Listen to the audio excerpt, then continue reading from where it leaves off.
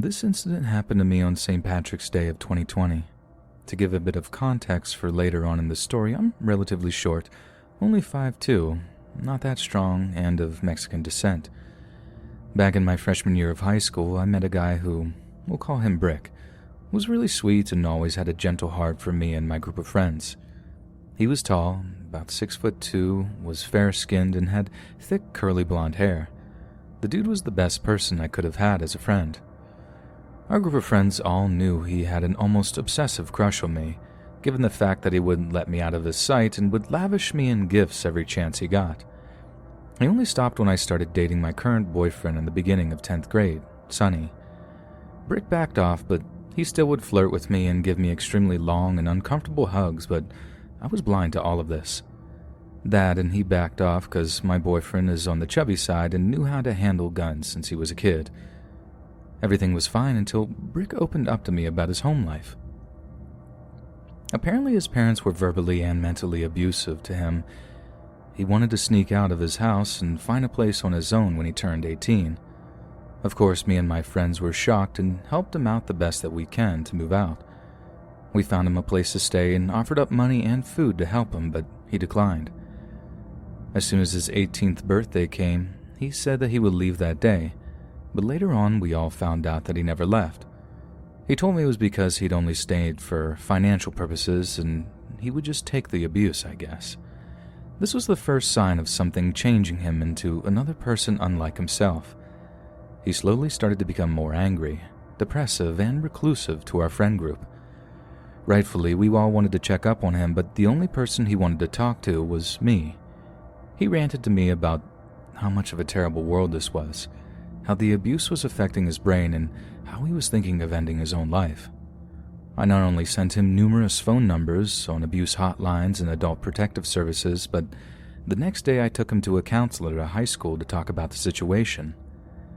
After the meeting, Brick convinced me that he was going to change for the better, but now halfway into 2020, our senior year, he only got more aggressive and depressed.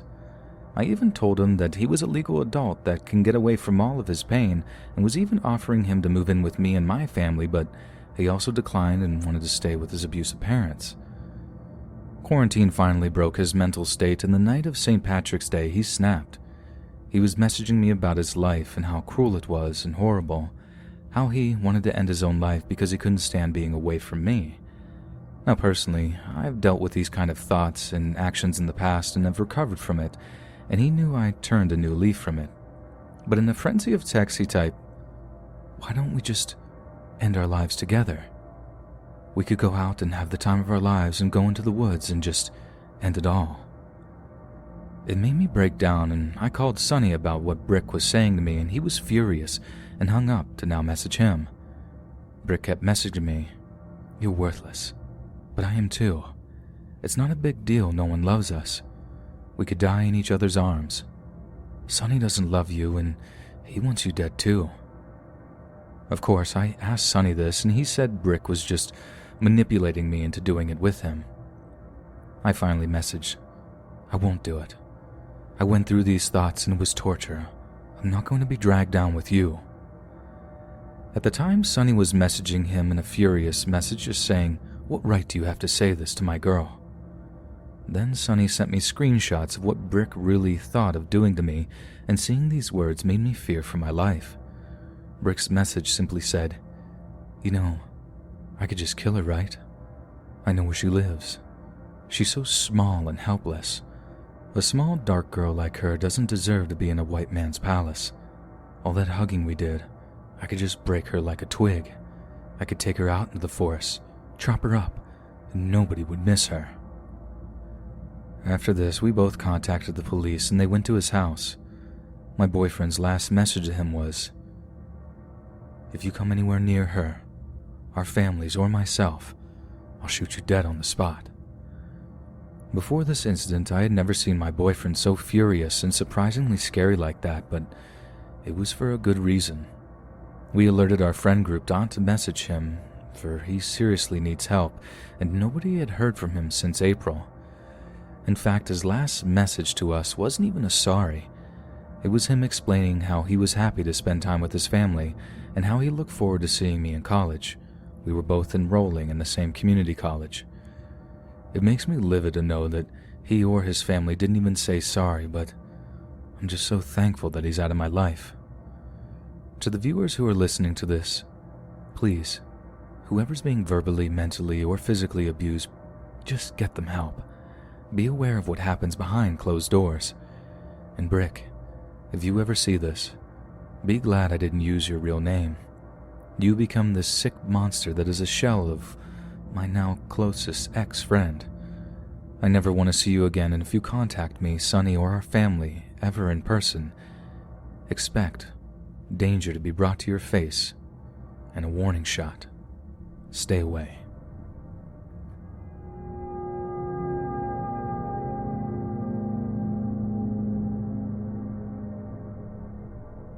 When I was 11, my family lived in Alaska, about 14 miles north of Anchorage. As soon as you leave the actual city of Anchorage, you're in the wilderness pretty quickly. This event happened to me in the summer of 1977. I remember because the original Star Wars had just come out a few weeks before, and I was obsessed with it at the time. In 1977, the town I lived in was actually just a series of roads and off-roads. Most of the people there commuted to Anchorage for work. That's what my parents did. They both work nights, meaning I spend most of my time alone at home. I don't have any siblings. Our house was about a half-mile in from the nearest paved road and surrounded by woods. I didn't have any real friends that lived close by. I knew a kid who lived at the end of my road. His was actually the next closest house and was still about 300 yards from mine. One afternoon that summer, I was watching TV when there was a knock at our side door. I looked outside and saw it was the kid from the end of the street with someone else. I opened the door and he told me this kid was his cousin whose family had flown up from wherever they were from to visit. I can't remember the kid's name. I do remember immediately being nervous around this guy. He had blonde hair down to his shoulders, wore a t-shirt under a thin leather vest. He also had one of those wallets on a chain. This kid's eyes were incredibly dark. I was 11 and hadn't ever seen evil before, but this kid set off something in my brain. The boy from down the street even seemed nervous around him. He said he had told his cousin about my BB gun and how cool it was. I had recently been given a BB gun as a gift. I told them to wait outside and I would get it. I just knew I didn't want that kid in my house. I got the BB gun and went outside and handed it to the weird kid. He rolled it over in his hands and looked it up and down without his expression ever changing. Without handing it back to me, he asked me, "How much do you want for it?" I can't remember my reaction after all these years, but I didn't really need money and the gun was a gift, so I told him it wasn't for sale, and I remember apologizing for some reason. Unfazed, the kid hands the gun back to me, then reaches behind his back and pulls out the biggest knife I'd ever seen. I remember thinking for a second that it was a sword. If you've ever seen the movie Crocodile Dundee where he tells some robbers, "That's not a knife. This is a knife." And pulls out a huge knife, well, that's the knife this kid had. The kid said, "Well, how about a trade then?" I shot the BB gun at cans. What was I gonna do with this thing? Hunt a grizzly bear? I declined the offer nervously, and the kid turned away and started walking in the direction of their house.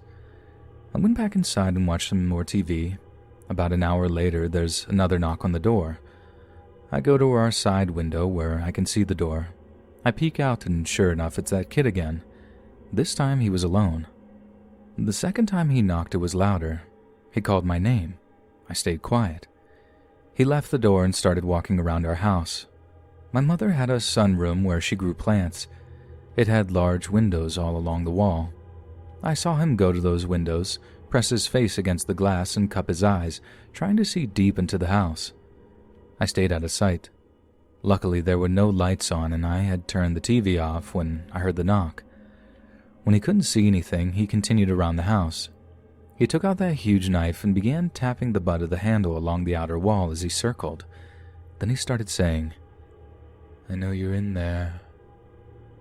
I almost soiled myself. Of course he knew I was in the house.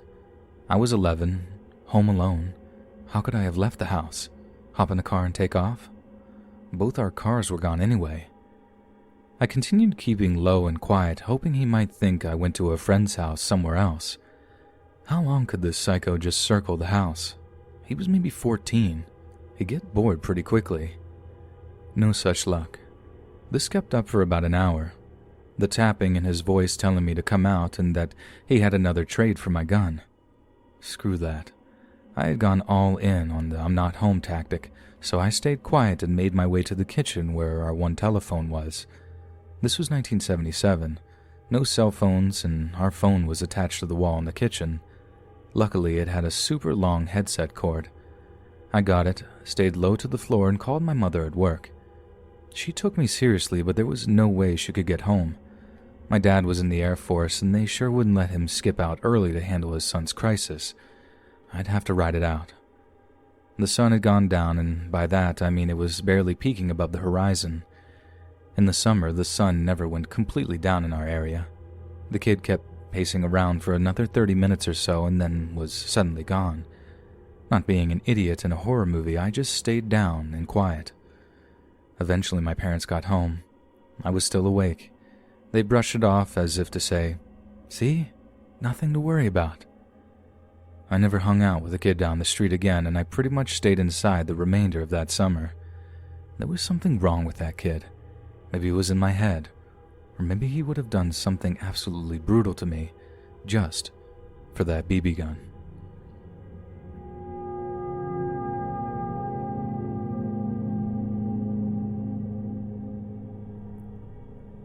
Due to lockdown measures, our city has introduced a curfew. This implies you can only leave your house at night for essential trips such as going to the hospital, coming and going to work, and coming from and going on vacation also falls under this category. The last one was the reason I was outside after curfew.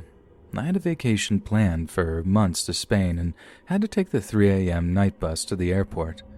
I do travel a lot. I travel with a friend, with my parents, or alone. This time I was traveling alone. The place where I had to take the bus was a 20-minute walk away from my apartment. The walk was very uneventful, and as expected, I didn't see anyone wandering the streets. I did expect to see some police patrolling the streets to catch and fine and send home people who were outside without any reason, but none of them were anywhere to be seen. After reaching the bus stop, I still had to wait another 15 minutes for the bus to arrive. I was listening to some music and just looking around to see how empty the streets of the normally very busy city were. Suddenly I saw two men walking in the distance. They flagged down a taxi which was driving by and had a brief conversation with the driver, only for them to curse at him, slam the door of the car, and walk away. I thought, please don't come this way. I'm not in the mood for that in the moment. And you guessed it, that's exactly what they did. I'm going to describe these men for you guys to better understand the rest of the story and my convenience telling it. One of the men was about 5'9" and stocky build. He was also wearing a facial mask. The other was a bit taller at about 6'2" and rather muscular. I was hoping for them to just pass by the bus stop and go wherever they needed to be, but unfortunately they came straight at me. The masked man broke the ice with, "Hey dude, do you have €1 for us? We need to get to..." He proceeded to name a city which was about an hour drive away from where we were. "We don't have enough money for a taxi." I told him I did in fact not have any change for him, which was true because due to the convenience and safety I only paid with cards, and he didn't seem to believe me. He continued the conversation with saying, "Come on, we only need like €10 for the taxi." I told him again I didn't have anything for him, and if I did have €1, I definitely wouldn't have €10 for them. This seemed to anger him and the muscular guy which was just standing to my side staring me down the whole time. Once again, I told them sorry and hoped that they would just leave. But suddenly the masked man signed the muscular dude and he proceeded to grab me by the collar, and then he spoke up. "Listen, we can use force if we need to. It doesn't have to go this way if you just give us everything you got." Then the masked man added, "Yeah, he can bash your skull through the glass of this bus stop if he needs to. Just empty your pockets, kid." At that moment, I realized that I was getting robbed. But I'm not someone to just give up my belongings to some thugs. I asked the guy holding me to please take his hands off me and again told him I had no cash on me. I saw them look me over and looking at my headphones which I was wearing. Very expensive ones, I might add. They did cost me about €500. They insisted on me giving them all the money and belongings, and we're not having any of my "I don't carry cash, please." The buff dude said, "Well, if you don't have any cash, why don't you just show us your wallet?" I knew if I would take it out, they would see my bank and credit card, which can do some contactless payments with, and I knew for sure that they would be satisfied doing exactly that.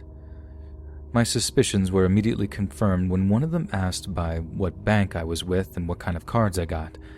I just told them the name of my bank and kept silent. All this time they were still holding me, and I was frantically looking around, hoping someone, or at least some form of law enforcement, would show up. They did notice me looking around and started laughing in my face, and the masked man said, "You looking for the cops, aren't you? Trust me, they won't show up here. We can do whatever we want." After that, they let go of me and said, "Well, forget about everything that just happened. We're just going to make a deal. I'm going to sell you something right here and now." Then the buff dude lifted up his shirt only for him to take out a tablet from his belt. They showed me the tablet like an employee of an electronics store would, and I politely declined their offer. And once again, I reminded them that I didn't have any cash to pay them with, even if I wanted to. Then they started to talk about my headphones and phone. They said, "So those headphones, are they good quality, right?" I lied to them and said, laughing, "No, these are bootleg ones. The real deal's too expensive for me." But they told me I couldn't fool them. They knew that I was a rich, spoiled brat which got everything I wanted from rich, filthy parents, and they told me to take them off and also hand over my phone and wallet with. I told them that I was not just handing over my stuff, and if they so badly wanted to rob me that they indeed had to use force on me. They once again grabbed me by the collar and started to shake me just like a bully would do in cartoons. I knew this was a losing situation for me. I myself am a 21-year-old skinny guy, and because I was going to the airport, I had no kind of weapon on me to protect myself. I normally carry a huge hunting knife on me when I go outside at night for exactly this reason. I had to pull my knife once before, but that's a story for another day. So unarmed and not in any shape to fight, how am I going to win against a tall buff dude and his stocky accomplice? Either they end up beating me up and taking everything they wanted, or a miracle had to happen. And lucky for me, the last one did happen. Suddenly the bus, which I was waiting for, started to approach. When the guys noticed it, they let go of me, and together said some expletives. Since we weren't the only ones on that street anymore, they got spooked of having at least one eyewitness in front of the bus driver, and they told me, "You got lucky this time," and proceeded to give me a friendly pat on the back and started to walk off. When I got on the bus, I was shaking like a leaf, and the bus driver noticed and asked me, "So those two guys, they aren't your friends, right? They were bothering you, weren't they?" I told him that they were trying to rob me, but they had failed due to him showing up on time, and thanked him at least a dozen times for doing so.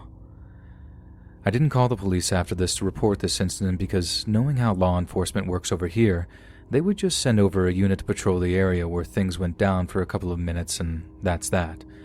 Even if those guys were still hanging around and they did manage to catch them, they would have no evidence against them besides me telling them that they were about to rob me, and because of that, they would still get off scot-free. This situation could have been a lot worse if they were armed themselves or they had more time to start beating me up, but nonetheless, I was shaken up from it for a long while. So if the bus did in fact show up any later, I would have lost everything I had on me. I was so thankful that it did, and seeing how those guys were acting, I'm pretty sure that this wasn't their first rodeo, nor their last. Stay safe, everyone, and don't go outside at night if you don't have to.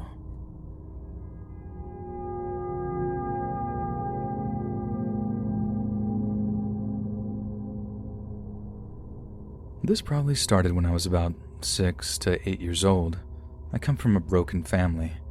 A mother that had to work so much she was barely home, and my brother had to take care of my sister and I. When we were younger, we were in and out of shelters because of our abusive father. He made our lives torture. My sister and I were left home alone with our father, who was abusive and neglectful towards us almost constantly. I was the main focus of his abuse. I was his first daughter, but he wanted a son, so he always treated me like a boy. My mother had to protect me the most from him because he was angry that he didn't get a son as his first child. For years, whenever he would take me to my grandmother, he had me stay in the same bed as him. He seemed to focus on me not just with anger. Eventually, the older I got, the more time I spent alone with him, the more that he would touch me. Eventually, this led to more explicit abuse. At the time, I didn't understand what it was, so I didn't know it was bad, and because I never really saw my mom, I didn't tell her what happened. Don't worry, he spent a long time in jail for this. The older I got, he started telling me never to tell anyone. I didn't want to lie to my mother because she had started asking questions about what we did when we were alone together. Once it was found out what happened, we went to court and he was in jail for 4 years. Once he got out, we got a restraining order against him, but that didn't stop him. He started stalking my sister and I. I was in middle school when this began. He kept trying to dismiss me from school, talk to me when I would walk home. Eventually, my mom had to get someone to walk my sister and I home since we walked together, but that still didn't stop him. He got my cousin to try and talk to me to bring me to see him, but I never went with her for fear of seeing my father. Once my father got fed up enough with trying to have contact with us, he tried to kidnap me multiple times. Mainly, it was with friends that I didn't know who they were or what they did. I had to go to therapy for years. I couldn't leave the house without feeling like I was going to be kidnapped and taken away forever and never see my family again. While I was a freshman in high school, my mother had answered the front door as there was a knock. I listened in because I didn't want it to be my father, and he had harmed her, but it wasn't my father. It was one of his friends who made a death threat to my entire family if he wasn't allowed to see me. We had to go to court for it, but it took a year and a half to get approved for him to see me. Around that time, it was confirmed that he had passed away. I was never told how he died, but I was only told that he was dead. Even though he's been gone for almost 4 years, I still have to go to therapy. I can't sleep, I rarely eat, and I have horrible nightmares about my childhood, and I've been diagnosed with clinical depression. Nobody from his side of the family or friends have tried contacting my family, but luckily I don't have to deal with him or anyone ever again, and I'll be forever thankful that that part of my life is over.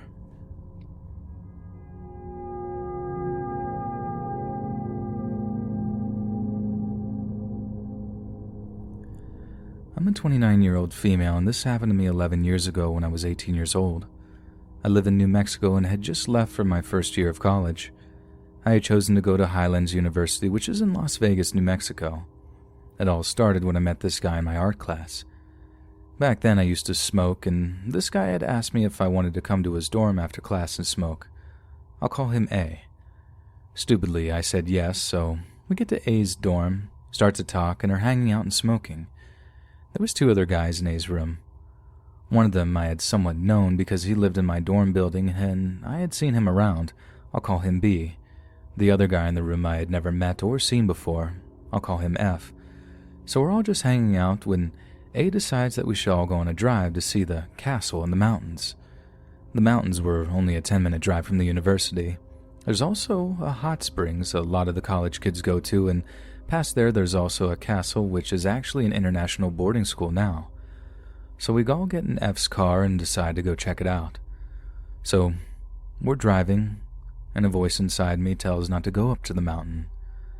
I thought I was being paranoid and decided to ignore it. We're passing through the castle when A says that we should take a drive into the mountains. Again, I got that horrible feeling not to go up and to turn around, but like an idiot, I once again ignore it. I've never been in these mountains and had no idea where we were going. We start up the mountain and the guys start to drink some Crown Royale.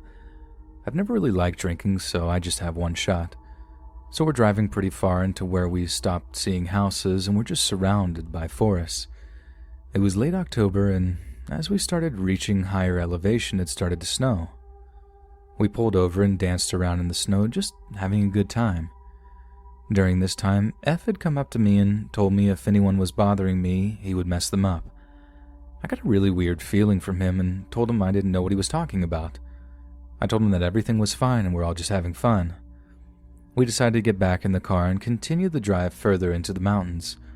Finally, we were no longer able to keep driving because there was a pole blocking the path. F gets out of the car and goes up to the pole. On the pole there was a metal sign. F proceeds to punch and pull the sign with such rage that I instantly got this horrible feeling about him. He gets back in the car and we start on our way back down. I had no idea F, who was the driver, had been drinking or how much.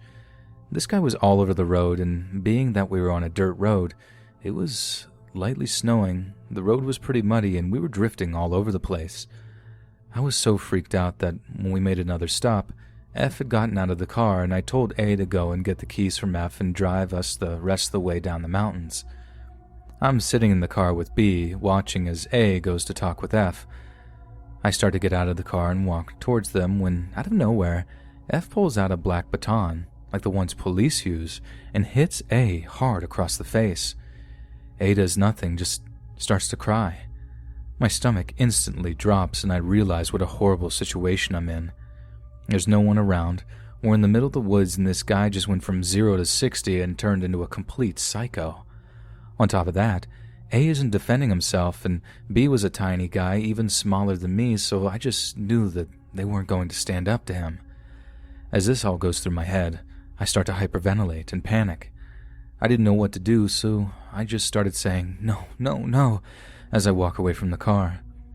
F comes charging at me and raises the baton at me to hit me. I put my hands up and try to calm him down and tell him, "Okay, I'll get back in the car, let's just get in and go." This seems to work, and we get back in and start driving.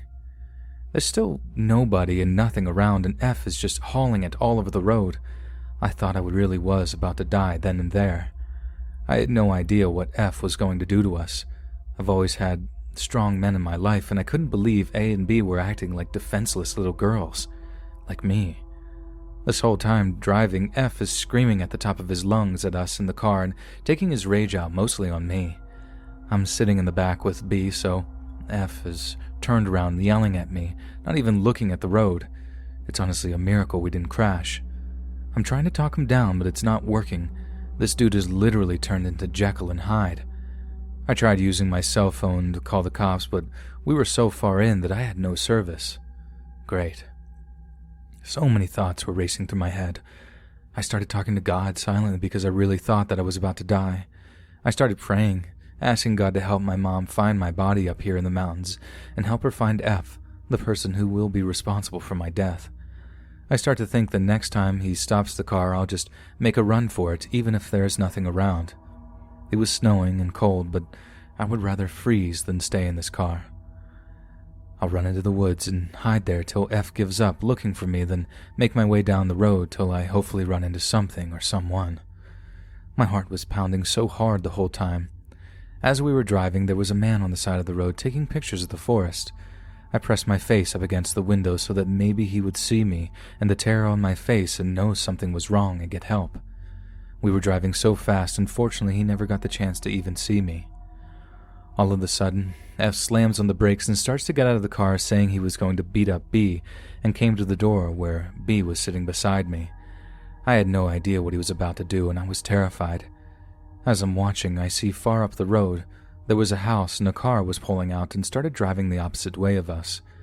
Again, the voice inside me tells me to get out of the car and start running.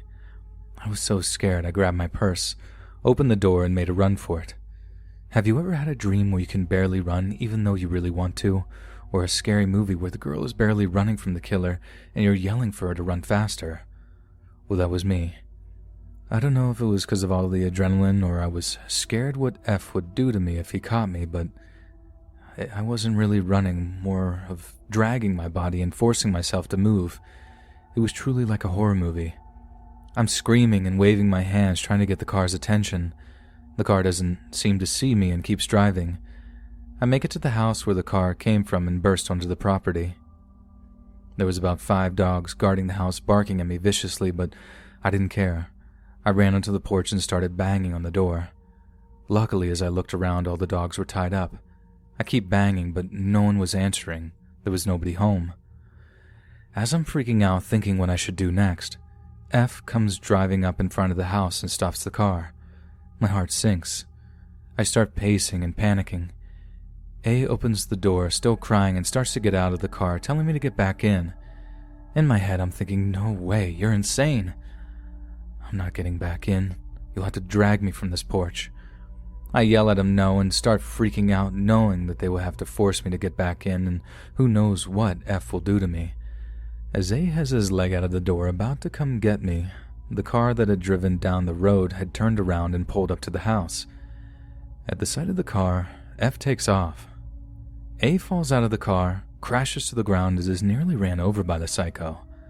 A flood of relief washes over me as the owner of the house gets out of his car and asks what's going on. A and I try our best to explain and ask the man if he would drive us back to campus. We get in his car, and as we're driving back, I just lose it. From all the adrenaline and trying to keep my composure the entire time of this ordeal, I just broke down. I just started to cry so hard I couldn't breathe and started hyperventilating really bad. We tried telling the man driving us what had happened, but having two hysterical teens trying to explain through tears didn't really help. All the man said was we smelled like alcohol and he needs gas money for taking us. To be honest, he was kind of a jerk, but I was just thankful to have a ride and be alive. On our way, B was waiting on the side of the road, so we stopped and picked him up too. He told us when he got the chance F wasn't looking, so he decided to jump out of the car when F had slowed the car down enough for him to jump out. Finally, shaken up and still crying, we had made it back to campus. I went to the police the next day, but they said they couldn't do anything. So, thanks for nothing. I never talked to A or B after that. I saw F once on campus after that, but just avoided him completely. It took me a few years to get over this incident, and in some ways I never have. If I would see someone that looked like F, the anxiety would overtake me, and my body would start shaking. Moral of the story, whenever the voice inside of you is trying to tell you there's danger and screaming not to do something, always listen to that voice. Don't ignore it like I did. And ladies, don't put yourself in a stupid situation. I'm the only girl in my family with two huge older brothers who would kill for me. To be alone with three guys, one who was a psycho and two others who wouldn't defend themselves or me, was absolutely terrifying. I never want to feel that helpless again. Don't be stupid like me. I'm now married to a really hardcore husband who would never let anything happen to me. He bought me a gun, which I take everywhere. I put myself in a really bad situation then that could have ended a lot worse, and I'm so thankful that it didn't.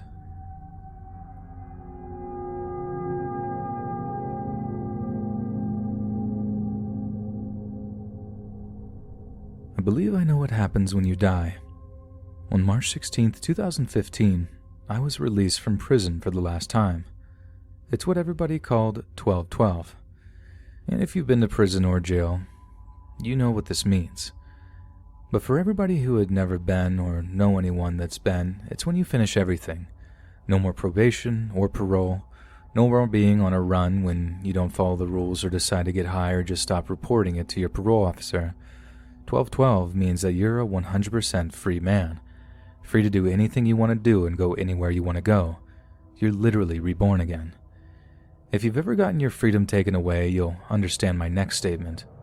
Finally getting your freedom back feels better than making love. No debate. But know that it feels incredibly good. Anyways, I was released from prison and I had to go back to my hometown, St. Louis, because that was the closest Greyhound station, and I was finally able to go back home to my family in Springfield, Missouri, and my first and only son, who was 3 at the time, my stepdaughter and baby mama, who I haven't seen for almost 3 years because I went back to prison in 2013, and after getting out, I was forced to go back to St. Louis Honor Center because she moved to Illinois and they don't home plan people to out-of-state residents. While in St. Louis Honor Center, I no longer had family or friend houses to go to on weekends because everybody either moved away or died since I've been gone. So I had nowhere to go but downtown St. Louis, where the Honor Center was located, and I quickly learned where everybody would be and started using what they were using, K2 or Spice. Now, all that said, let me get to the story. After getting released, I ended up back downtown because, like I said, that's where the Greyhound station was. And since I had close to 5 to 6 hours to waste before the bus leaves, I decided to go around the corner to the old stomping grounds to what's going on. But when I got there, nobody was out. It was like a ghost town. So I decided to head back to the Greyhound station, but as I turned around, I seen my dude D-Man rolling up. And when he sees me, his face lit up and he gave me a big bear hug, and then praised me on how good I look now that I'm not on all them drugs. After a brief conversation, he started telling me about how he's the man around there and he's got the best crack in K2 in town as we walked to the library where everybody be now. Not in the library, but around it while everybody sold whatever drugs they got. I let him know that I'm finally going back to Springfield and we might not ever see each other again, and he decided to roll a big joint of K2 to take away the pain and hurt of losing a good friend and for better days to come. I know. Crazy, right? And also noticed that I haven't smoked or gotten high for a really long time, so I still had virgin lungs and my tolerance was low. So we smoke, and while we're smoking, other people started coming up to buy crack and K2. The ones buying K2 fired up, and we started passing joints around like we're at Snoop Dogg's smokehouse, and all I can remember is me starting to throw up like crazy and thinking, God, I'm fitting to die, and then everything went black. And then, like somebody pushed fast forward, I seen everything I'd ever done or thought in my life go by with incredible speed, and then I ended up in a parking lot trying to break into somebody's car, and then the person whose car was there with a gun, and then he shot me in the head. I seen the spark of the gun, felt the pain, and then everything went black. I came to the darkest place I'd ever seen. I mean, the darkest of dark. And I couldn't see anything. But I could hear myself think. I could talk, but only in my mind. Am I dead? What happened? Oh God, is this all I'm gonna see for the rest of my days? I can see my hands. Oh God, Lord, please don't let this be it. Is this hell? What happened? Okay, think. What's the last thing you remember? While trying to remember, I remembered my past life. Everything I'd done and said. Everything I thought. And every crime I committed, but for the life of me, I couldn't remember what got me here. Then it hit me. Prison. Getting released. D-Man. Okay, what else? I remember now. Throwing up bad, and think I'm gonna die. Springfield. Son. My son. Did I ever see my son again? Did I ever get back to Springfield? See my baby mama? Stepdaughter? Then it hit me. I got shot in the head. For trying to steal somebody's car. Why was I trying to steal somebody's car? Better yet, why was I still in St. Louis? Why didn't I get on that Greyhound bus? My son. Oh God, I'll never see my son again. The whole time I was thinking these things, I couldn't see nothing but blackness. But the thoughts of my son finally brought me back to reality, and I was standing on the curb still throwing up on myself. I just decided to walk down to the Greyhound, but D-Man put his hand on my shoulder and told me to sit down. Just then the ambulance pulled up. Somebody called, but I didn't want to go, but D-Man told me to go and get checked out, so I did. On the way to the hospital, I needed to throw up more, so they gave me the throw-up bag and I threw up the whole ride there. After getting to the hospital, I told the doctor the truth about smoking K2, and after giving me the you shouldn't be doing that speech, they ran the tests and let me go after everything checked out. Before leaving, I took my pants off and washed off the throw-up with paper towels and eventually made my way to the Greyhound station. And even though I still had a lot of hours to wait, I didn't go back around the corner and stayed put. Eventually the bus came and I gave my ticket and got on the bus. The whole ride there, I had to keep running into the bathroom to throw up, but finally, after 5 hours, I made it. You would think after that incident that my K2 days would be over. Wrong.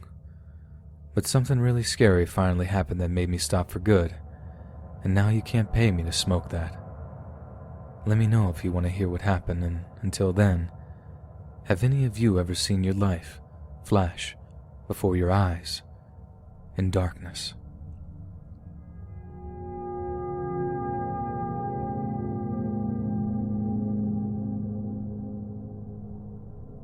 Abuelita used to tell me stories about her early years at the rural south of Mexico. She used to live in a small town surrounded by fields that would extend to the bottom of the mountains around the valley. These fields were owned and operated by the wealthy folks of the town, and like her parents, the rest would just work on the fields to earn a living. Because her parents were really poor, when she turned 16, she had to join them to work as a picker at their assigned parcela. Now, Abuelita told me that she was a pretty young woman, and for that same reason, her father wouldn't allow the other men to engage her.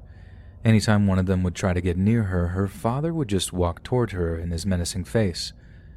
One day, however, the son of the parcela owner had come to the fields to check on them, and he had stopped right at her to ask her name. Abuelita's father wouldn't dare say a thing. In fact, he seemed rather inclined to the idea of his daughter marrying that kid, but still, to appear unbiased, he approached them in his usual face and asked her to go back to work. The owner's son simply went to check on the rest. Abuelita said that for a month or so, they would secretly meet by the edge of the field only for a brief moment. She was madly in love with him, or so she thought, and as soon as they realized those few minutes weren't enough, they decided to meet later at night so their parents, especially her father, wouldn't catch them. Excited at the prospect, she gave no second thought to their plan, and when the night fell and her parents were asleep already, she snuck outside and walked the dark unpaved streets to meet her secret lover at the same spot by the edge of the parcela. Since electricity was reserved only to agriculture machinery, they relied only on the light of the moon to take a stroll around without tripping or encountering a wild animal. For hours, they talked about each other, about what a life at the city was like, and he would tell her all about it, about the cars, the buildings, and that if they were to marry, he would take her to live there one day. Abuelita said after a while, he stole a kiss from her, and even though she didn't approve, she liked it. Yet the love spell she was under began to erode when he kept insisting on kissing her more and more. She kept repeating that she was uncomfortable and tired. Now, in retrospect, I fully understand the situation that was unfolding.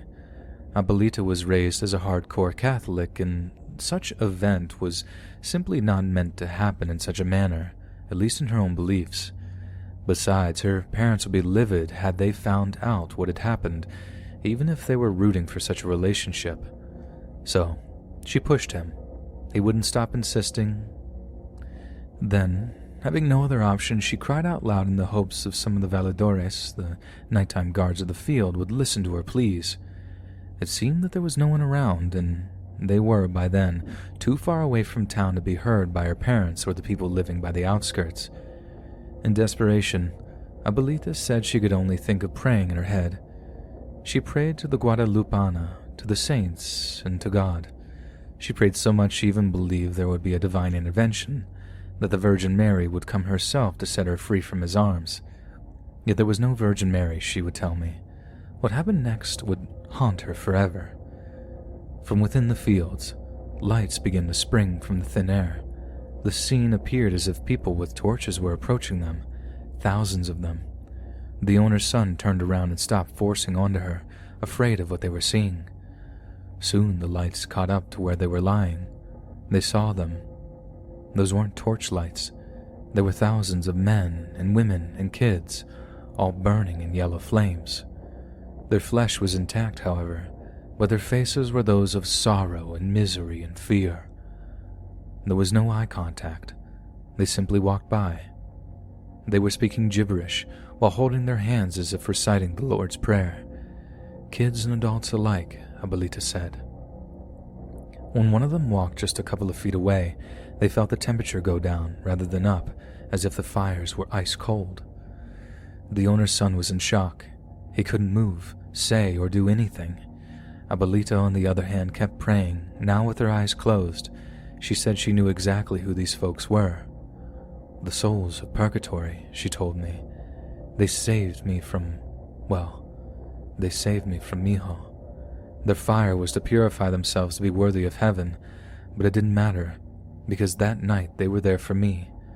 So every other night I make my prayers about them so that they can find salvation one day. I owe them. After the fire folks had left, disappearing from the fields and meeting the mountains at the horizon, Abuelita didn't think twice before sprinting back to town, to the safety of her parents. She couldn't speak for hours, until she did, only to alert them about her lover.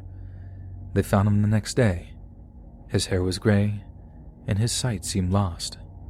He was dead.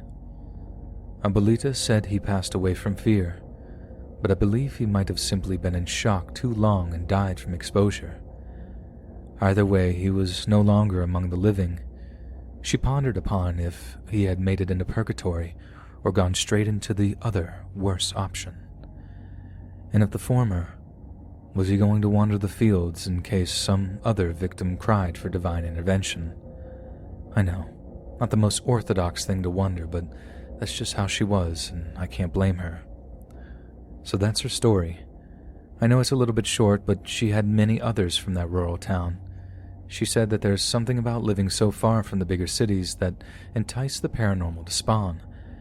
Anyways, I always wanted to share them so that they don't die in oblivion. Maybe I'll share the rest some other time. Lastly, Abuelita, thank you for an amazing childhood and for all the experiences you shared with me. Even if they kept me awake so many nights, they eventually contributed to my love for scary stories, and for that, I'm truly grateful.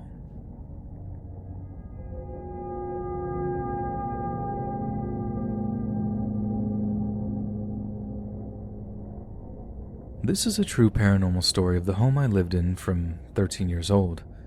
The old homestead Glencoe was built in the 1860s by convicts transported to Tasmania for whatever crime they had been found guilty of back in England.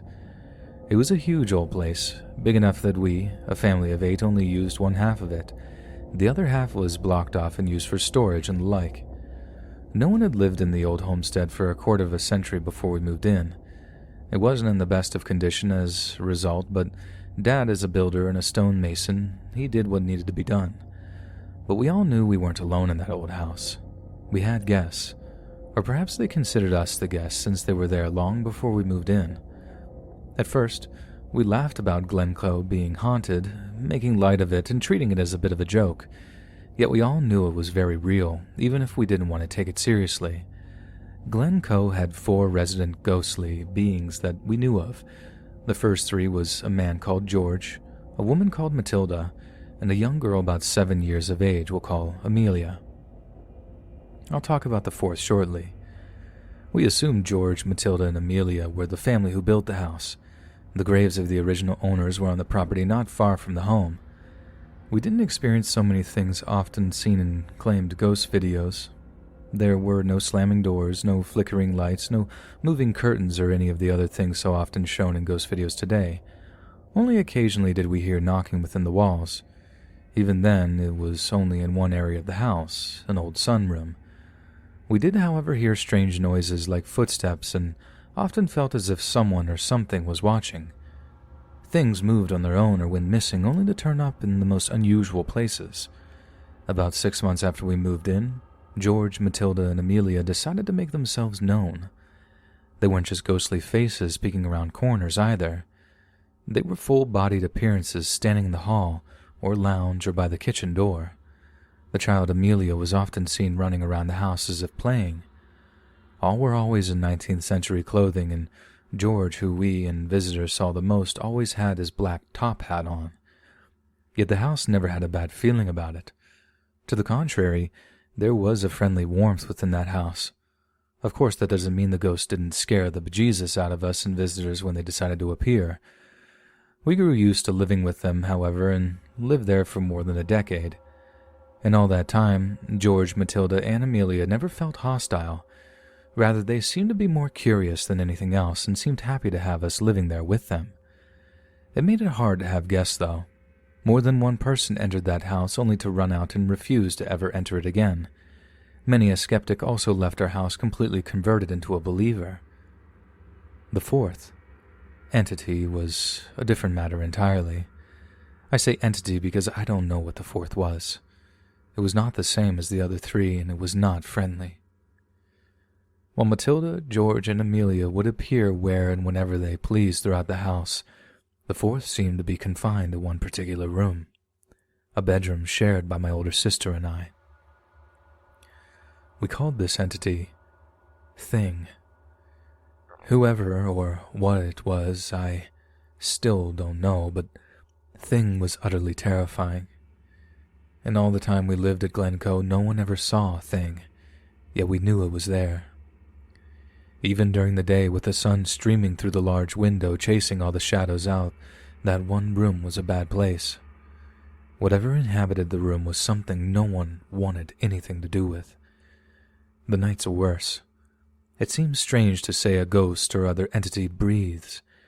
After all, they're otherworldly beings and have no need to do so, yet it's the only way to describe what thing did.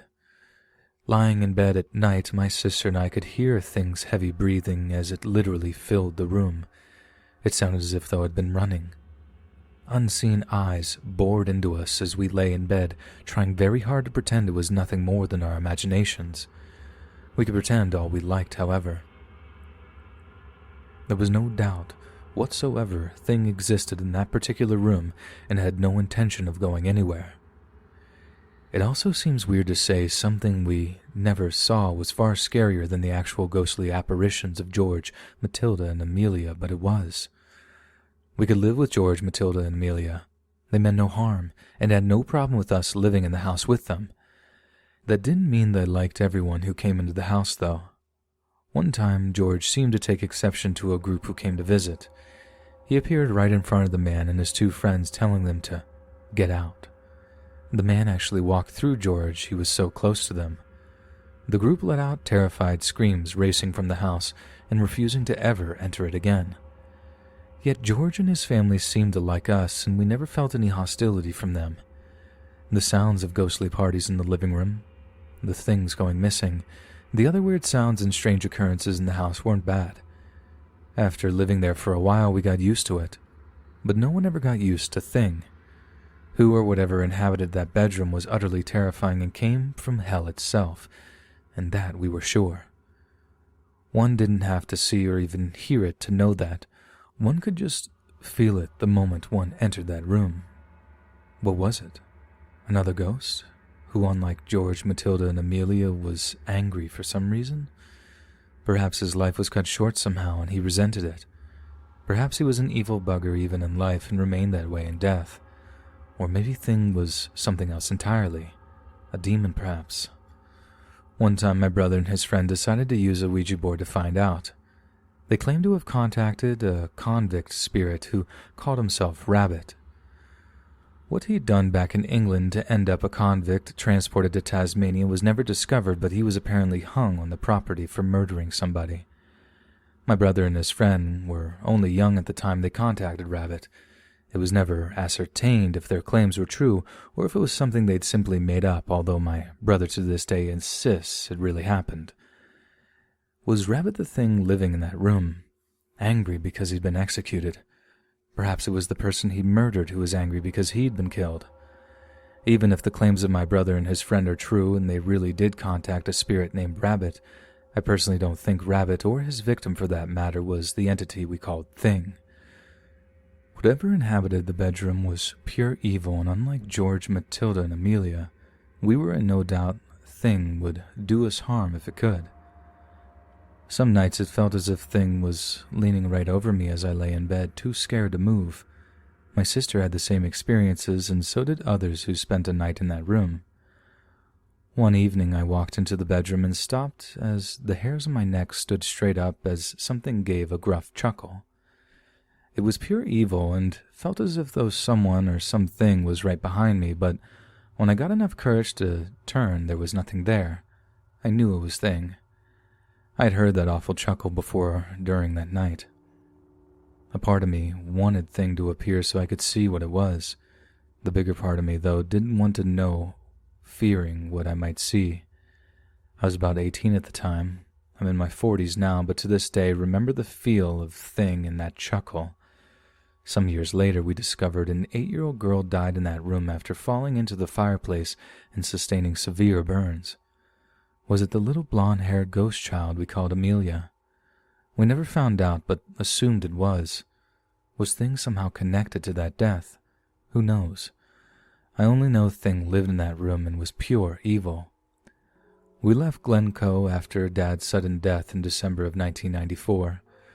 Without his skills as a builder and stonemason to see to the upkeep of the house, it was impossible to keep it in livable condition. It was just too big and too old. We said goodbye to George, Matilda, and Amelia in mid-1995. No one has lived in the house since, although I hear the current owners of the property want to renovate the house and turn it into a hotel and conference center. I've no doubt George, Matilda, and Amelia still live there, and I'm sure Thing is still there in that bedroom as well. If the old place is turned into a hotel and conference center, I wonder what the ghosts of Glencoe will think about it. So a word of warning. If it does become a hotel and you should decide to stay there, say hello to George, Matilda, and Amelia. If they like you, you'll feel welcome there. If they don't, well, all I can say is you'll know all about it, and it's unlikely you'll ever be game enough to stay there long. As for Thing, if you stay in the first bedroom on the left next to what was originally an old sunroom, you'll quickly know what I'm talking about when you realize you're sharing a room with a terrifying entity. Are you game enough to stay in a room inhabited by something from hell itself? I would go back. Despite Thing, I love that old place and I hope one day to return. If I do, I hope I see the ghosts of Glencoe one last time. A part of me still wants to know what Thing is and why it's there. I was in my mid-20s when we left the house, and still after all these years I wonder about Thing. It was a terrifying yet strangely fascinating entity, but I'm not sure I'd have the courage to face Thing. It's easy to say I would while not at the house, but to go back into that room would be different entirely. I still remember the feeling of evil and terror in that room. It's not something one forgets, believe me. I firmly believe even now, if Thing had the power to kill someone, it would.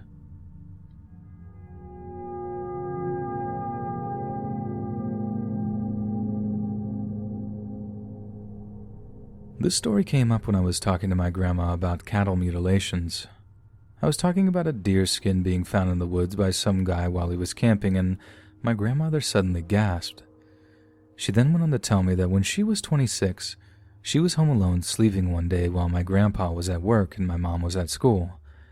She said that at some point through her sleep, she was startled awake by a semi-loud boom coming from the highway. She got dressed and went out to investigate and almost immediately noticed a giant red blob right on the yellow line of the road. She said that as she neared closer to it, she realized it was a horse, a skinless horse. She described it as having absolutely no skin at all and said that she could see every nerve, every vein, and all of the muscle on it, dead, laying in the road. She said 2 truck drivers pulled over to stare at the horse as well, and that they were so weirded out by it that they just stared at it for a while. My grandmother said she called the police out there and it was cleaned up. My mom recounted the story as well, saying that my grandmother seemed a bit on edge the whole day, and my mom remembered being a bit creeped out too. I'm not sure of how real it is, but I hope I never have to experience something like this. Hey friends, thanks for listening. Click that notification bell to be alerted of all future narrations. And if you got a story, be sure to submit them to my subreddit, r/letsreadofficial, and give and receive feedback from the community, and maybe even hear your story featured on the next video. And join my Discord to interact with me and other listeners directly. And if you want to support me even more, grab early access to all future narrations for just $1 a month on Patreon, and maybe even pick up some Let's Read merch on Spreadshirt. And check out the Let's Read podcast, where you can hear all these stories in long compilation form and save huge on data, located anywhere you listen to podcasts. Links in the bio. Thanks so much, friends.